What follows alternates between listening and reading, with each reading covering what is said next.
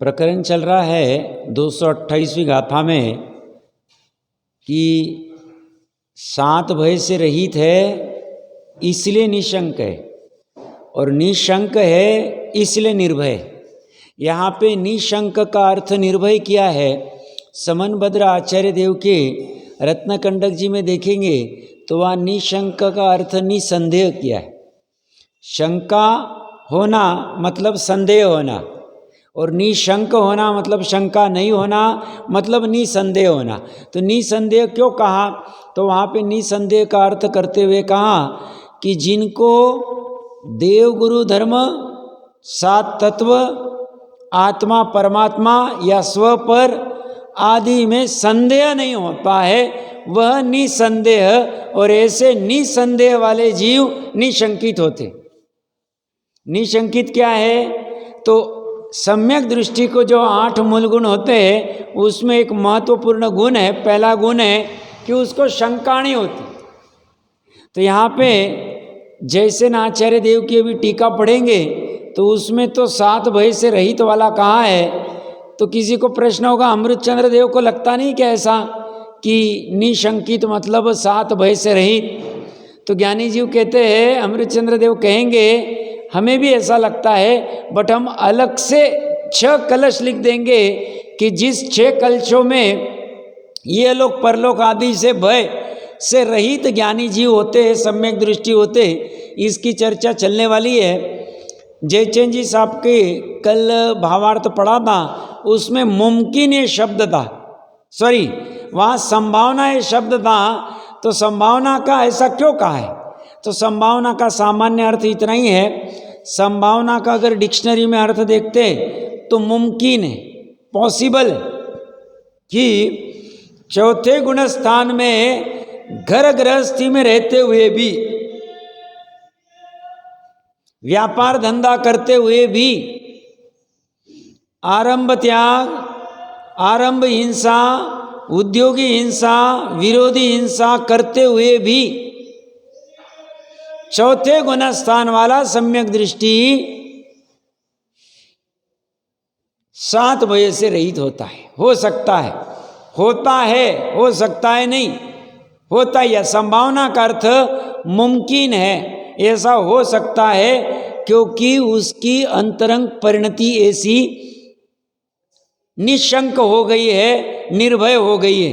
एक बार 438 पेज के ऊपर टीका में थे, सॉरी जयचंद जी साहब नहीं कह रहे हैं, अमृतचंद्र देवी कह रहे हैं, टीका 438 पेज, क्योंकि सम्यक दृष्टि जीव सदा ही सर्व कर्मों के फल के प्रति निरभिलाष होते हैं। पुण्य कर्म कहो, पाप कर्म कहो, सबके प्रति निरभिलाष है। इसलिए वे कर्म के प्रति अत्यंत निरपेक्षतया वर्तते हैं। कर्म का उदय कैसा भी आओ, अनुकूल आओ, प्रतिकूल आओ, पुण्य वाला आओ, पाप वाला आओ, वह निरपेक्ष है, उनको उससे अपेक्षा नहीं है, क्योंकि उसको उन्होंने श्रद्धान में और ज्ञान में पररूप मान और जान लिया है। जहाँ परपना खड़ा हो गया है वहाँ अपेक्षा नहीं होती। जैसे किसी का पुत्र कुपुत्र होता है, अपने से उत्पन्न हुआ है बट कुपुत्र है, सप्त व्यसन करता है, अपना नाम खराब कर रहा है, व्यर्थ के कार्य कर रहा है, तो वह सबके सामने पत्रिका आदि में कर देता है कि ये आज से मेरा पुत्र नहीं। उसे उस पुत्र के प्रति लगाव कुछ भी नहीं होता है। क्यों नहीं होता है? क्योंकि उसके प्रति अभी अपनत्व टूट गया था, अपना जना हुआ बट अपनत्व टूट गया है। ऐसी ज्ञानी जीवों को भाव कर्म में मुख्यता से और निमित्त अपेक्षा से द्रव्य कर्म और नौ कर्म में अभी वैसा अपनत्व नहीं रहा है, एकत्व नहीं रहा है, इसलिए वो निरपेक्ष हो गए। और जहाँ निरपेक्षता है वहाँ पे अपेक्षा कुछ नहीं होती है, अपनापन नहीं होता है। इसलिए वास्तव में वे अत्यंत निशंक, दारुण, सुदृढ़ निश्चय वाले होने से अत्यंत निर्भय है। ऐसी संभावना की जाती है, ऐसा मुमकिन है, पॉसिबल है निचली भूमिका में भी, अर्थात ऐसा योग्यतया माना जाता है। जैसे ना आचार्य देव 442 नंबर पेज के ऊपर 443 नंबर पेज के ऊपर तात्पर्य हिंदी टीका में कह रहे, इसके आगे निशंकत आदि 8 गुणों का कथन 9 गाथाओं तक करते हैं। 9 गाथा तक इन 8 गुणों की महिमा गाई जाए। ये 8 गुण प्रकट नहीं करने पड़ते, सम्यक दर्शन प्रकट हुआ कि 8 प्रकट हो जाते। जैसे हम जिनदेव को 8 अंगों से धोख देते, नमन करते हैं, वंदन करते हैं, नमस्कार करते हैं, ऐसे ही सम्यक दर्शन प्रकट होते ही ये 8 अंग प्रकट होते हैं। ये कोई भिन्न भिन्न नहीं, किसी सम्यक दृष्टि को एक अंग हुआ दूसरे को नहीं हुआ, ऐसा नहीं होता है। लगभग ये होता है किसी का कोई अंग विशेषता से प्रकट दिखता है, बट बाकी के अंग भी गौण रूप से पड़े रहते हैं। जैसे निशंकित निकांक्षित में कौन प्रसिद्ध है, रत्नकंडक जी आदि में इसके श्लोक आए हुए, तो वहाँ अंजन चोर आदि की चर्चा की गई। ऐसा नहीं कि उनको व्यक्ति एक ही गुण था, 8 के 8 प्रकट होते, सम्यक दर्शन के साथ अविनाभावी होते हैं। तो 8 गुणों का कथन 9 गाथाओं तक करते हैं। वहाँ पहले प्रथम गाथा में, 9 में से पहली गाथा में निज परमात्मा पदार्थ की भावना से, आत्मा कैसा है, निज है, और साथ में कैसा है, परम है। अपना आत्मा स्वयं अपना है, निजी है, और निज होते हुए भी मतलब उसको कहीं से खरीदना नहीं है, एक, और साथ में परम है, उत्कृष्ट है। भले ही प्राप्त पर्याय में हमें ऐसा लगता होगा हम कितने निकृष्ट हैं, कैसे हमारे शरीर में रोग आदि होते, कैसे हमारे विकारी भाव हो रहे, और कैसे हमारी दयनीय अवस्था हो रही संसार अवस्था में। ज्ञानी कहते हैं ये ऊपरी ऊपरी है,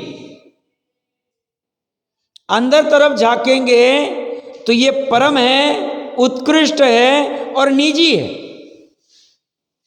इसे किसी से लाना नहीं, खरीदना नहीं, कर्जे से लेना नहीं, और साथ में यह स्वभाव से परम है, इसे परम बनाना नहीं है।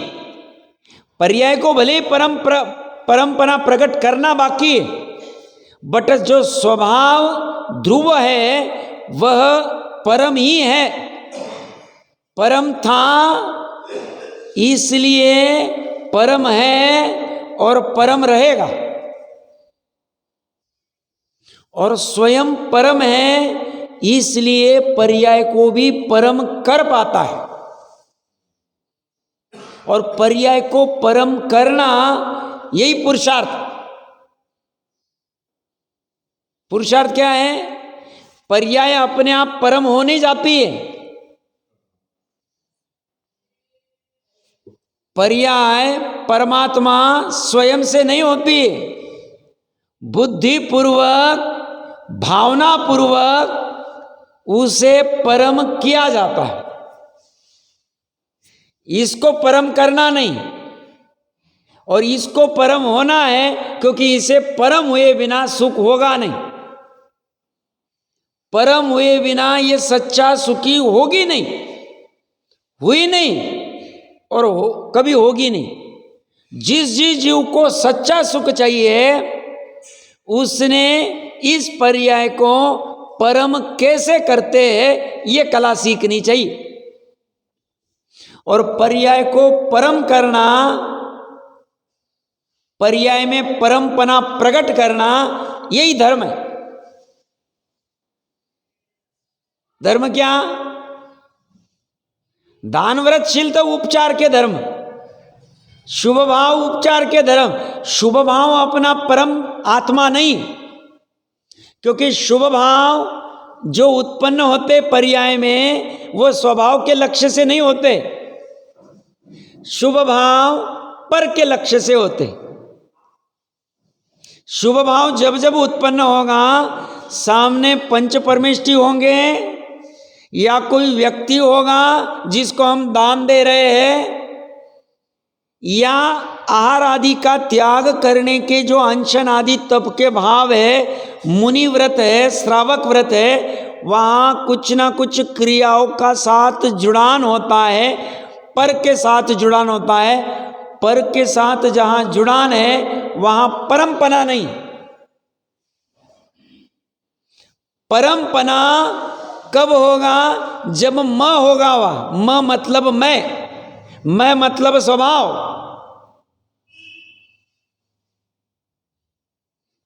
तो म जब पर से टूटकर और म में जुड़ेगा तब परम बनेगा।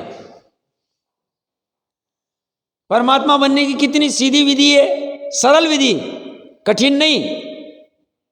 बस निर्णय करना है पर क्या है और परम क्या है।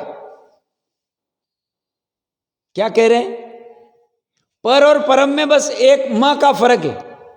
वो म का फर्क जमीन आसमान का फर्क है। उस पर में से निकलकर जहां म पड़ा हुआ है ऐसे परम में चले जाए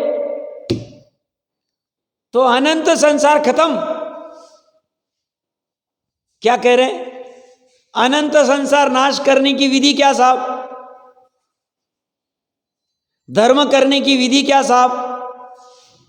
धर्म करने के लिए कौन से तीर्थ यात्रा में चले जाए, कौन से जिनदेव के नमन करे, किसको भजे, कौन सा पूजन करे, कौन सा तप करे, आज कौन सा रस परित्याग करे कि जिससे धर्म प्रकट होगा। वो कह रहे हैं जितने भी तुम ये विकल्प वाले धर्म कह रहे हो ये सब पर के लक्ष्य से होते हैं, इसलिए इसमें परमपना नहीं है, उत्कृष्टपना नहीं है, उत्तमपना नहीं। तो साहब उत्तमपना कहाँ है? उत्तमपना मात्र एक द्रव्य, एक पदार्थ है और वो तुम स्वयं हो। इसलिए निज परम आत्मा, निज परमात्मा की बात चल रही है। म लगाना बहुत जरूरी है और म सही जगह लगाते आना चाहिए। म मतलब मैं, अहम एक को, म वहां भी म है, पर में भी म लगाना चाहिए। हमें पर शब्द ही इतना अच्छा लगता है, परी इतना अनादिकाल से अच्छा लगता है, तो ज्ञानी कहते हैं उसमें और एक शब्द जोड़ लो, म। तो म जोड़ दोगे तो परम हो जाएगा, तो मैं में आ जाओगे, कल्याण हो जाए। कितना कल्याण होगा? अनंत संसार इतना रहे, अनंत की भटकन घट जाएगी। अंतर्मुहूर्त के लिए परम में आना है और वस्तु भी अपनी, निज, पराई नहीं। पर के घर में जाना नहीं, स्व के घर में आना है। तो ये कह रहे हैं इस प्रथम गाथा में निज परमात्मा पदार्थ की भावना से, भावना आत्मा की, आत्मा कैसा? निज, और साथ में कैसा? परम, उत्कृष्ट। ऐसे आत्मा की भावना भाने जा रहे हैं, कह रहे। और वो भी कोई शेख चिल्ली की या आकाश में महल खड़े करने जैसी बात नहीं, ये पदार्थ ऐसा है। आत्मा अपदार्थ नहीं है, पदार्थ मतलब द्रव्य। भावना किसकी भानी है? पदार्थ की भावनी। कैसे पदार्थ की भावनी है? आकाश में महल बनाने जैसी नहीं, शेख चिल्ली जैसी नहीं। आत्मा नाम का एक द्रव्य है, वह निज है और उत्कृष्ट है। ऐसे निज परमात्मा पदार्थ की भावना से उत्पन्न सुखामृत के रसास्वादन से संतुष्ट होते हुए, संतोष किससे कर रहा है वो? धन से नहीं, शादी ब्याह करके नहीं, बच्चे उत्पन्न करके नहीं, घर बना के नहीं, प्रॉपर्टी खरीद के नहीं, इन्वेस्टमेंट करके नहीं, एक्सरसाइज शरीर की करके नहीं, प्राणायाम योगा करके नहीं। फिर कहां से हो रहा है? कौन सी भावना से हो रहा है? परम आत्म भावना, निज परम आत्म पदार्थ की भावना से उत्पन्न। और ये उत्पन्न वाला सुख कैसा है? अमृत के समान है, सुखामृत। अमृत के साथ दिखता नहीं, कहां अमृत? अमृत बाहर में है नहीं, अमृत निज में है। बस उस निज वाले अमृत सुखामृत जो पड़ा है उसको प्राप्त करने की कला आनी चाहिए। कैसे करेंगे प्राप्त? उपयोग को वहां लेके जाना है। उपयोग को वहां कैसे लेके जाएंगे? जो उपयोग अभी पर में उलझा हुआ है वहां से निकालना है। पर से उपयोग कैसे निकालेंगे? पर की निरर्थकता समझो। पर निरर्थक है, क्षणिक है, नाशवान है, संयोग है वहां वियोग है। ऐसी निरर्थकता समझकर पर से उपयोग को हटाओ। पर से उपयोग हटेगा, फिर पर में जाने वाला उपयोग फ्री हो गया। उसको क्या करो? फिर इस परमात्मा की क्या क्या महिमा जिन वाणी में गाई है उसको पढ़ने में उस उपयोग को लगाओ। फिर पढ़ने के बाद फिर क्या करे साहब? पढ़ने के बाद में उसके ऊपर विचार करो कि क्या ये ऐसा ही है? सही में इसमें अमृत झरता है? सही में सुख यहीं पे पड़ा हुआ है? हमें तो उस पकवान में सुख दिख रहा है, उस अच्छे अच्छे वस्त्रों में सुख दिख रहा है। हम तो जब अच्छे अच्छे आभूषण आदि पहनते हैं तो हमें लगता है हम सुखी हो गए। अच्छे वस्त्र पहने, अच्छे फंक्शन अटेंड किए, कहीं घूमने चले गए, कोई एक आध पिक्चर देख लिया, कोई होटल में भोजन के लिए चले गए, तो हमें तब सुख उत्पन्न होता हुआ दिखता है। आप ये कौन से सुख की बात कर रहे? कौन से अमृत की बात कर रहे? ये सही में होता है कि नहीं होता है? तो ज्ञानी कहते हैं जब उपयोग को बाहर उलझाने से रुकाओगे, जिनवानी से इस निज परमात्मा की चर्चा सुनोगे, उसमें सुख होता है कि नहीं होता है, क्या क्या कथन आया वो समझोगे, पढ़ोगे, सुनोगे और उसके ऊपर विचार करोगे। विचार करना महत्वपूर्ण। विचार किए बिना निर्णय कैसे हो? नहीं साहब, आगम में भगवान ने कहा है ऐसी मान ले, क्या फर्क पड़ता है? भगवान की आज्ञा शिरोधार।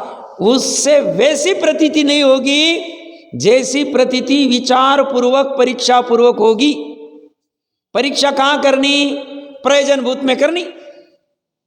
अप्रयोजनभूत में नहीं हो रही, नहीं करनी, कोई फर्क नहीं पड़ता।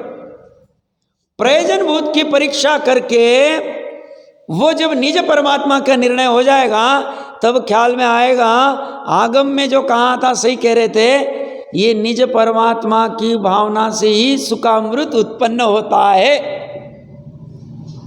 सुख मेरे में ही था, मेरे में ही है, मेरे में ही रहेगा, मेरा वाला।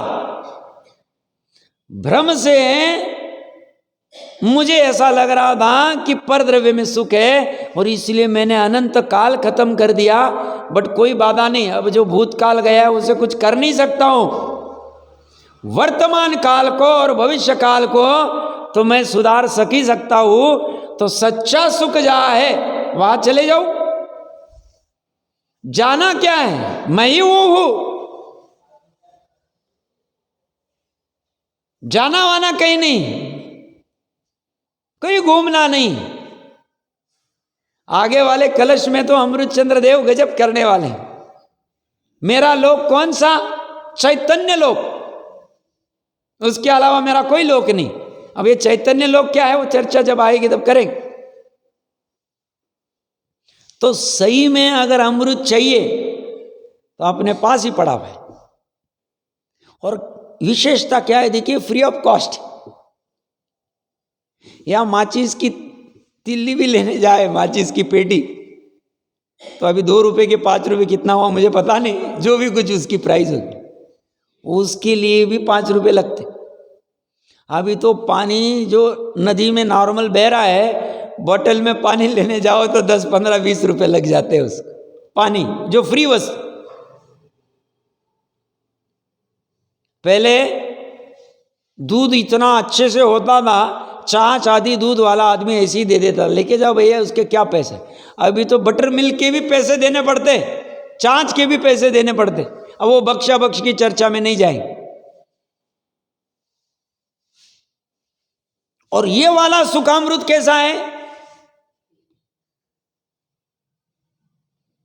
फ्री वाला। और हमें समय नहीं उसको देखने के लिए। देखो कैसी गजब अवस्था, वहां कितनी आकुलता उस सुख में, उसको प्राप्त करने के लिए आकुलता, उसको भोगते हुए आकुलता, ये खत्म हो जाए, ये नाश हो जाएगा, ये छूट जाएगा, ये लूटा जाएगा। और लूटे जाने के बाद में और आकुलता, तीनों जगह आकुलता है। या आकुलता ही नहीं, या इसको प्राप्त करने में आकुलता नहीं क्योंकि ये बना बनाया है, इसको भोगते हुए आकुलता नहीं क्योंकि ये स्व ही है। स्व को भोगते हुए आकुलता क्या होती? अपने घर को भोगते हुए आकुलता थोड़ी होती, क्योंकि कोई आएगा नहीं अपने को घर में से निकालने को। और इसको कोई लूट नहीं सकता है, इसको कोई छिद नहीं सकता है, भिद नहीं सकता है, इसको कोई जला नहीं सकता है, इसको कोई काट नहीं सकता है, इसको कोई मार नहीं सकता। अभी सप्त धातु के हड्डी मांस मज्जा के इस शरीर में अपना वैभव पड़ा हुआ है, ऐसा कह रहे हो। और उसकी भावना से ही, भावना उसकी होनी चाहिए, भावना देवलोक की नहीं होनी चाहिए, भावना समूह शरण में जाने की नहीं होनी चाहिए। समूह शरण में तो मारीच भी गया था। भावना निज परमात्मा की होनी चाहिए, निज परम आत्म की भावना, बस इतना होना चाहिए। और सच्चे हृदय से होनी चाहिए, डुप्लीकेट वाली नहीं। शुरू में डुप्लीकेट आई तो भी चलेगा, कोई बाधा नहीं, बाद में सरल हो जाएंगे, बट एक बार भावना तो चालू करो।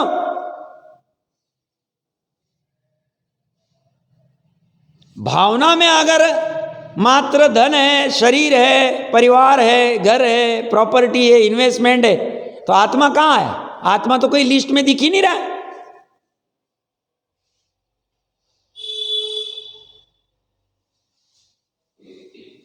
डॉक्टर साहब कई मीटिंग में गए थे, समाज की मीटिंग थी, तो वहां पे हमें ऐसा ऐसा ऐसा करना है धर्म की प्रभावना करने के लिए। वो बोलते तुमने इतनी लिस्ट बनी, यहाँ पे अंतिम में भी आत्मा का कल्याण है और स्वयं का करना है, वो तो कहीं है ही नहीं लिस्ट में। वो नहीं तो करके क्या फायदा? तुम इतने बड़े बड़े प्रोजेक्ट करते हो, हम ऐसा शिविर कराएंगे, ऐसी संस्था ओपन करेंगे, ऐसा करना है, ये बुक छपवाएंगे, ऐसा करना है, वो तो मेन आत्मा जहां है वो मेन ही नहीं वहां।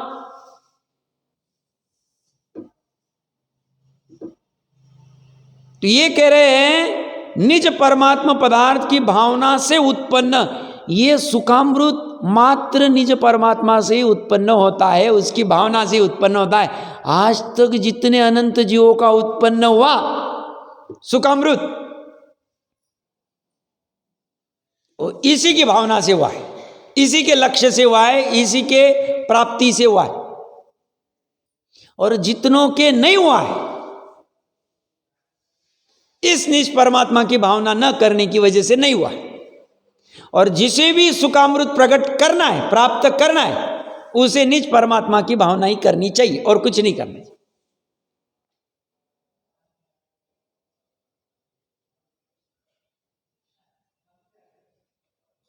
और अन्य करने की आवश्यकता नहीं,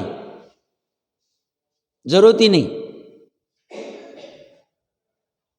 एकमात्र सुखी होने का उपाय, इतना सरल फॉर्मूला है। फॉर्मूला कितना अमृत कहीं देखा नहीं होगा। अच्छा, ये सुखामृत ऐसी विशेष है, ये स्व का स्व ही अनुभव कर सकते। केवल ज्ञान होने के बाद में तो उनको सभी का सुखामृत ख्याल में आ रहा है, वो अलग बात हो गई, वो ज्ञान में झलक रहा है। बट अच्छे से समझना, गंभीर बात कर रहा हूं। सिद्ध कितने हैं? अनंत है। उसमें से एक सिद्ध ले लेते, महावीर भगवान की सिद्ध अवस्था ले लेते। महावीर भगवान को दोनों सुखामृत ख्याल में आ रहे, एक स्व का भी और एक जितने ज्ञानी जीव है, जितने सिद्ध है, अनंत आदि है, जिनका अभी अनंत सुख प्रकट हो गया है, सुखामृत, और जो अभी शुद्धोपयोग कर रहे और सुखामृत प्रकट कर रहे, चौथे गुणस्थान से ऊपर वाले, उन सब का सुखामृत ज्ञान में झलक तो रहा है, बट अपने रूप नहीं झलक रहा है। जैसा है वैसा झलक रहा है। बाजू में अनंत सिद्ध है, वहीं पे भी अनंत सिद्ध है, उनका उन अनंत सिद्धों का सुखामृत जानने में आ रहा है, बट अपने रूप जानने में नहीं आ रहा है। और अपना जो सुखामृत उनका उत्पन्न हो रहा है स्वयं का, वो अपने रूप वेदन करने में आ रहा है, अनुभव करने में आ रहा है। सुखामृत क्यों कहा उसको? ऐसी क्वालिटी है, ऐसी क्वालिटी कहीं नहीं मिली, तीन लोक में कहीं नहीं मिले। और देखो विडंबना हमारी कैसी हुई, अनंत परावर्तन कर चुके और इस सुखामृत को ही पा नहीं पा रहे।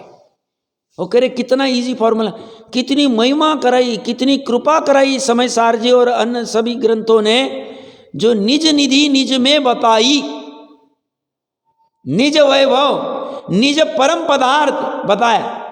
फिर भी देखो हमारी कैसी हालत, यहां से बाहर निकलते ही वापस वही झमेला करेंगे, वापस वही चालू हो जाएगा।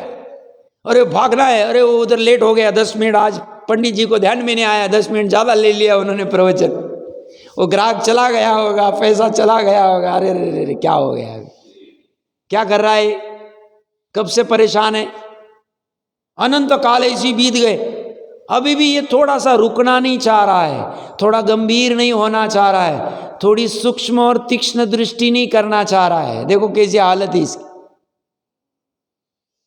कितने भाव खराब किए इसने संगी पंचेंद्रिय के, अभी और कितने बाकी है मालूम नहीं सर, मालूम नहीं, अभी आएगा ये लोग परलोक के भय की चर्चा में आएगा, इसकी विस्तार से बात करेंगे।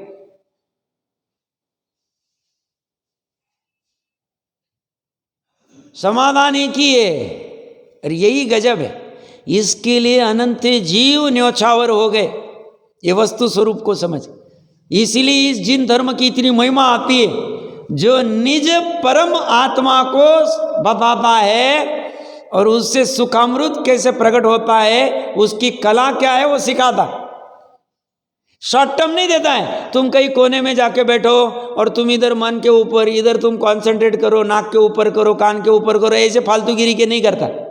वो कहता तुमको हम वस्तु स्वरूप बता दे, वस्तु स्वरूप समझो, सुनो, उसके ऊपर विचार करो, निर्णय करो, ये ऐसा ही है, अन्य नहीं, अन्यथा नहीं।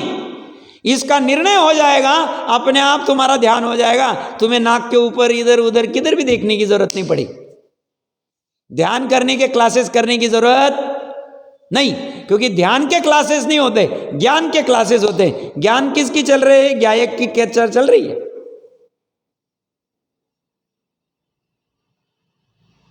क्लासेस इसके चलेंगे, शिविर इसके लगाएंगे, मेडिटेशन के क्लासेस नहीं, वो तो टेम्पररी कुछ लगा, बहुत अच्छा लग रहा है, क्या अच्छा लग रहा है भैया, आत्मा तो दिखाई नहीं, सुख का अमृत झरना चालू हुआ नहीं ना। पूछो कितने चल रहे, लाखों रुपए ले रहे वो फीस, ये बोल रहे हमारा फ्री में, क्योंकि हमें फ्री में मिला है, तुम्हें भी फ्री में हम बांट रहे।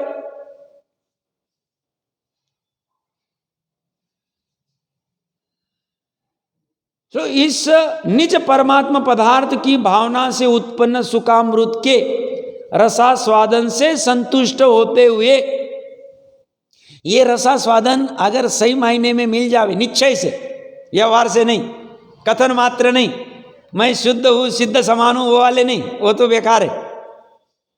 जिसे सही में मिल जावे उसे इतना संतोष आ जावे, उसे अभी कोई मतलब नेचुरली उसको संतोष आ जाए, सहज में उसको संतोष आ जाए, उसको इच्छा ही नहीं, विकल्प ही नहीं होते। इसलिए तो पूर्व के अभी अमृतचंद्र देव की निराभिलाषी हो जाता है, उसको कोई कर्म का, मेरे पुण्य के कर्म आ जावे, पाप के कर्म चले जावे, ऐसा हो जाए वैसा हो जाए, कोई विकल्प नहीं। दुनिया में ऐसा हो जाए, यहाँ पे बारिश हो जाए, यहाँ पे बारिश नहीं हो जावे, या रोड अच्छे बन जावे, या गाड़ी अच्छे हो जाए, ये सब लफड़े बंद हैं। यहाँ पे भी ट्रेन आ जावे, सनावद में ट्रेन आ जाएगी तो डेवलपमेंट हो जाएगा। कहाँ से डेवलपमेंट करेंगे भैया? जो ऑलरेडी डेवलप्ड है उसको तो देख नहीं रहा, और डेवलपमेंट कहाँ खड़ी कर रहा है? पूरे बाहर में खड़ा कर रहा है। वो बाहर में, बाहर के डेवलपमेंट से कुछ नहीं हो। बाहर की डेवलपमेंट जड़ की डेवलपमेंट है, जड़ की डेवलपमेंट में ये अपनी डेवलपमेंट मानता है, ये जड़ है। जो बना बनाया डेवलप्ड है उस डेवलप्ड को देखना चाहिए। डेवलप मतलब विकसित, इसे विकसित करने की आवश्यकता नहीं।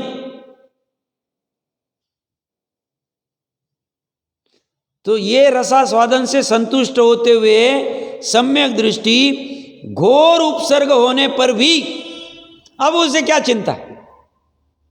अंदर में इतना रस जल रहा है। गज कुमार जी को अपने को लगता है साहब कैसे किया होगा, कैसे होगा, घोर उपसर्ग इतना डाल रहा है, मैं रहता तो छोड़ता नहीं था। भैया तू तो अज्ञानी इसलिए छोड़ता नहीं था, वो तो ज्ञानी थे, वो तो बोल रहे मेरे में थोड़ी हो रहा। जल कौन रहा है?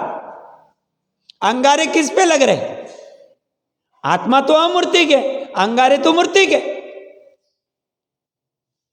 अमूर्तिक और मूर्तिक में कोई संबंध ही नहीं। अमूर्तिक चैतन्य आत्मा में वो अंगारे झलक जाए कोई बाधा नहीं, झलकने दो ना। बट झलकने मात्र से वो मेरे थोड़ी हो जाते। आईने में अग्नि झलक गई या मोर झलक गया तो आईना थोड़ी अग्नि रूप हो जाता है, मोर रूप हो जाता है, वो तो आईने रूप रह जाता है। ऐसी ज्ञान में झलकने मात्र से वो उस रूप नहीं होता है। कौन? सम्यक ज्ञान, वो तो मात्र जानता है। मात्र जानना मेरा काम।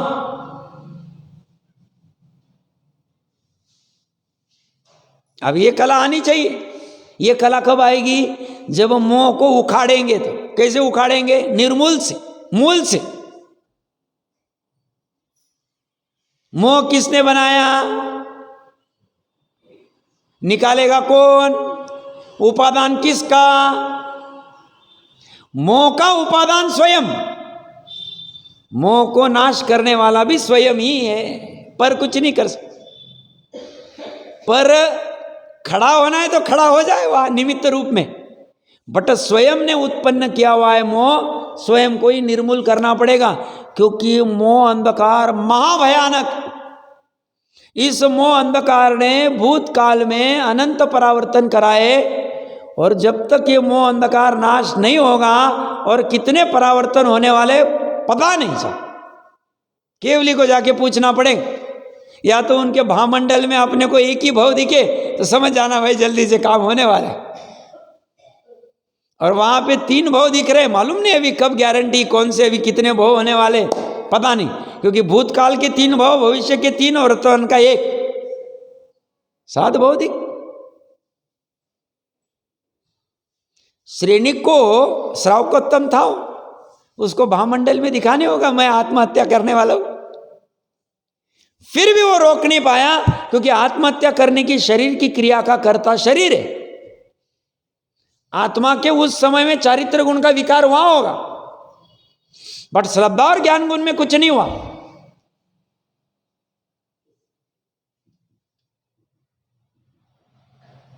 यहां कह रहे हैं कि कितने भी घोर उपसर्ग होने पर भी 7 भयों से रहित पने के कारण,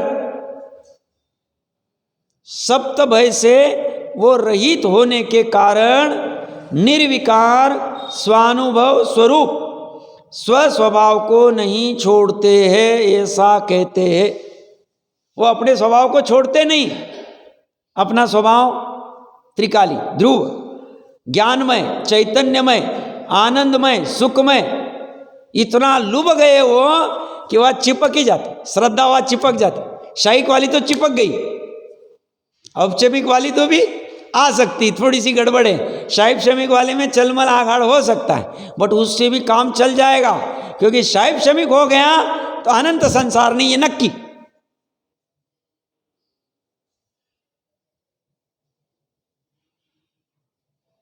कुछ भी करके अनंत संसार को नाश करने का इस मनुष्य भूमि में प्रयास करना चाहिए। ये सही आज जितने उपस्थित है सबके लिए टारगेट, लक्ष्य कंपनी में होता है ना कि भाई ये साल का कुछ भी करके टारगेट अपने को 100 करोड़ से अभी 150 करोड़ का टर्नओवर करना है।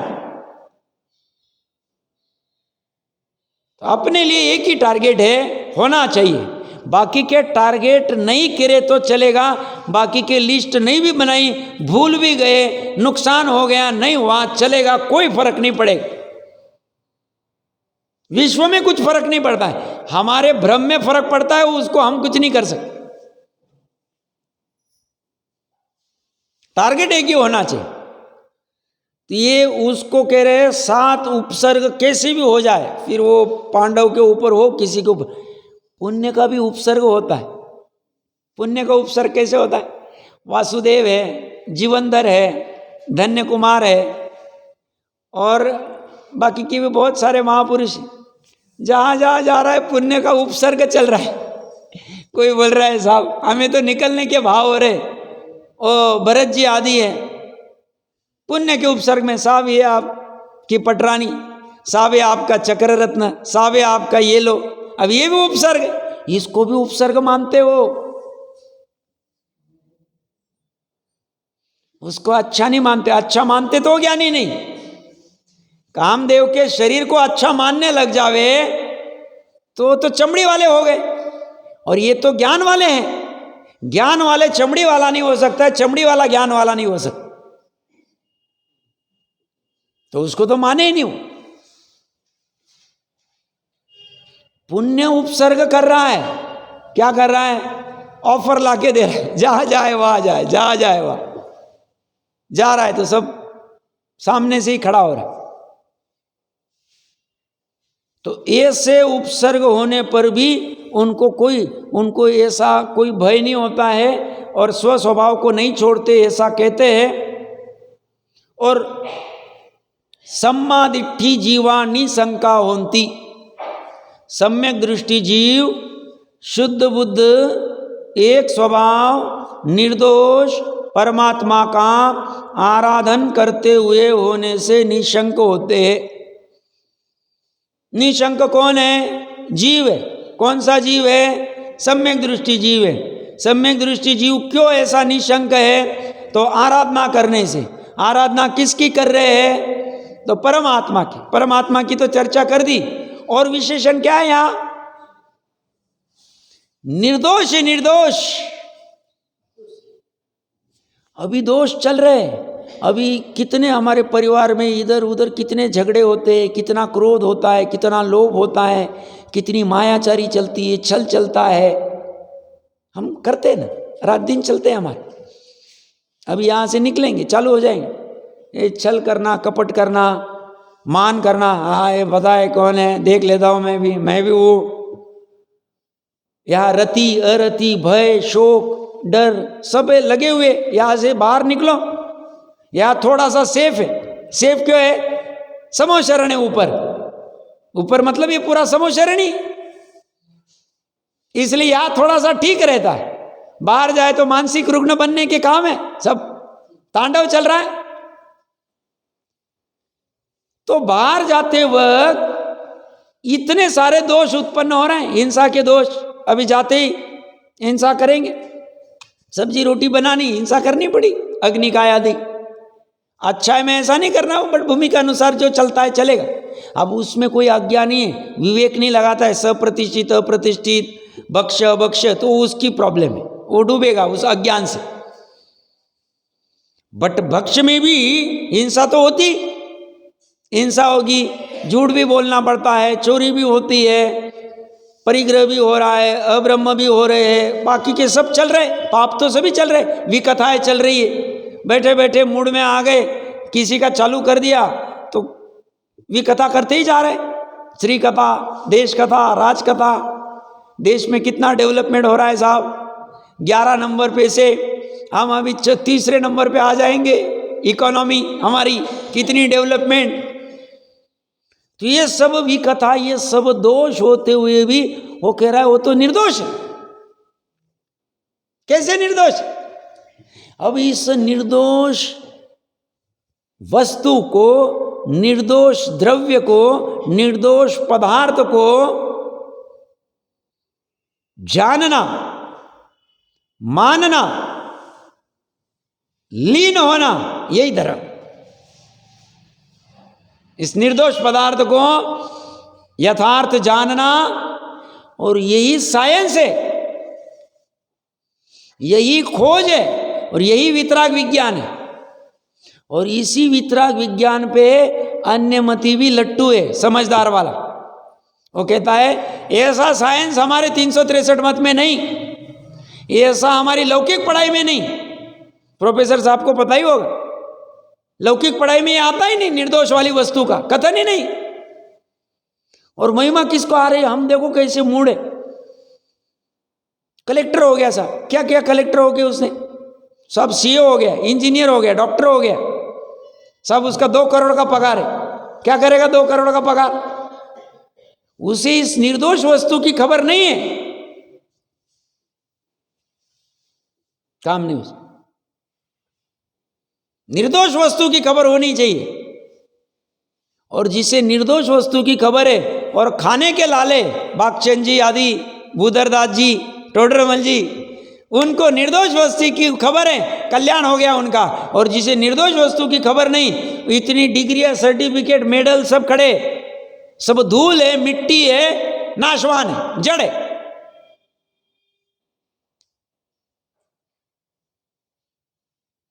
कैसी वस्तु कही?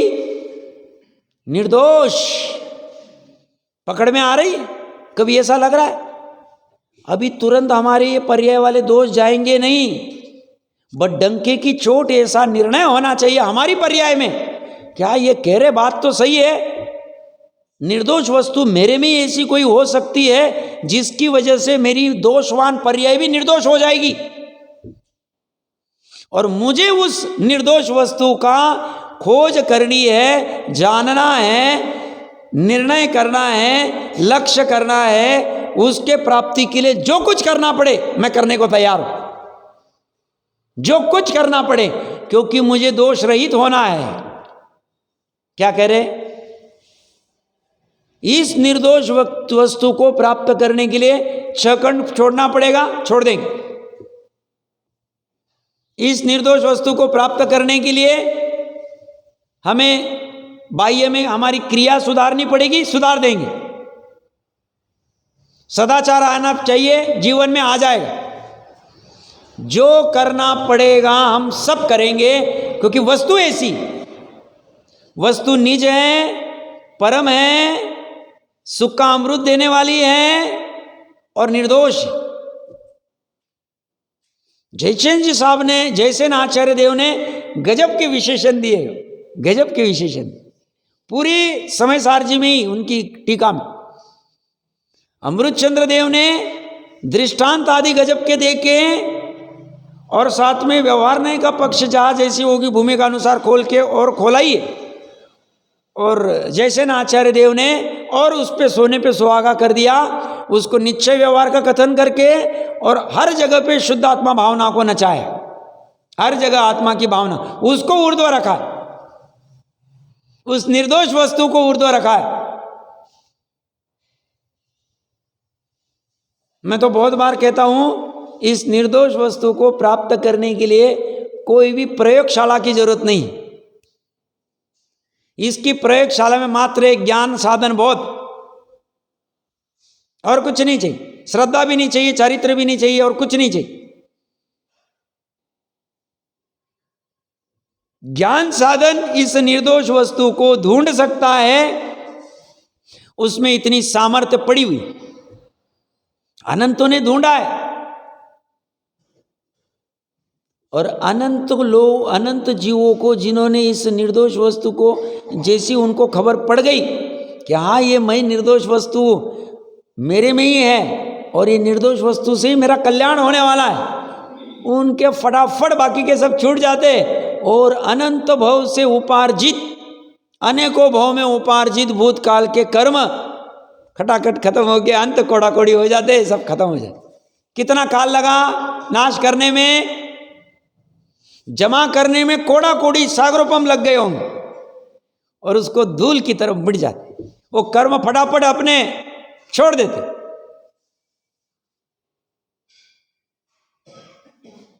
कितनी ताकत आत्मा की, पुरुषार्थ की। ये पुरुषार्थ कहाँ हुआ? ये पुरुषार्थ त्रिकाली द्रव्य में नहीं हुआ, ये पुरुषार्थ पर वस्तु में नहीं हुआ, ये पुरुषार्थ हुआ पर्याय में। पर्याय ने ये पुरुषार्थ जागृत किया, फटाफट कर्म भी नाश हो रहे हैं और इसकी प्राप्ति हो रही, सुखामृत की प्राप्ति, निर्दोष। तो ये कह रहे हैं सम्यक दृष्टि जीव शुद्ध बुद्ध शुद्ध भी है, जो निर्दोष है वो शुद्ध रहेगा ही। शुद्ध कैसा? चंद्र के समान। चंद्र को तो भी तो डाग है, चांद को। पानी के समान, उसमें भी मैल आ सकता है, बट इसकी शुद्धता जो है ये अचिंतनीय है, अव्यक्त है, भाषा में व्यक्त नहीं कर सकते। ऐसा शुद्ध बुद्ध, बुद्ध मतलब ज्ञानी, स्वभाव से शुद्ध बुद्ध ज्ञानी, एक स्वभाव, अनेक वाला स्वभाव नहीं। मार्केट में बहुत कंफ्यूजन है, मार्केट में वस्त्र भी लेने जाओ 50 खड़े कर देते, कंफ्यूज हो जाते, ये लूँ क्या, ये लूँ क्या, ये लूँ क्या। मार्केट में भोजन की भी 50 आइटम पड़े हुए, कंफ्यूज होता है आज क्या खाऊं, 50 टाइम के आम खड़े, कंफ्यूजन बहुत बढ़ गया और बढ़ने वाला है, क्योंकि जितनी वैरायटी उतना कॉम्प्लिकेशन।